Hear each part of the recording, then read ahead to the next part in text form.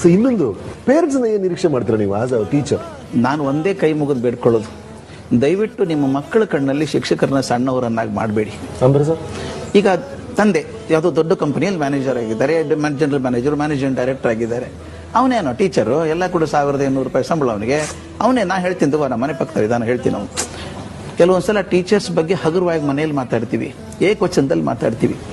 ಮಾತಾಡೋದ್ರಿಂದ ಏನಾಗುತ್ತೆ ಅಂದರೆ ಮಗುಗೆ ಶಿಕ್ಷಕರ ಬಗ್ಗೆ ಅಭಿಪ್ರಾಯ ಕಮ್ಮಿ ಆಗ್ತದೆ.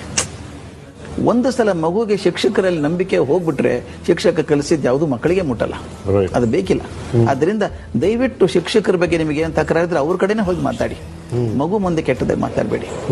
ಶಾಲೆ ಯಾವ ವಾತಾವರಣದ ಬಗ್ಗೆನೂ ಮಕ್ಕಳ ಮುಂದೆ ಮಾತಾಡಬೇಡಿ. ಶಾಲೆಗೆ ಅದು ದೇವಸ್ಥಾನ ಇದ್ದಂಗೆ, ಮಗುಗೆ ದೇವಸ್ಥಾನ ಶಾಲೆ, ಅದ್ರ ಬಗ್ಗೆ ತಪ್ಪು ಮಾತಾಡೋದು ಬೇಡ. ಇನ್ನೊಂದು, ನೀವು ಶಿಕ್ಷಕರನ್ನ ಭೇಟಿ ಆದರೂ ಕೂಡ ನೀವು ಅವ್ರ ಕೃತಜ್ಞತೆಯಿಂದ ಮಾತಾಡಿಸಿ. ನಿಮ್ಮ ಮಗುವನ್ನ ಒಂದು ವ್ಯಕ್ತಿತ್ವವನ್ನಾಗಿ ಮಾಡುವಂಥವ್ರು ಅವರು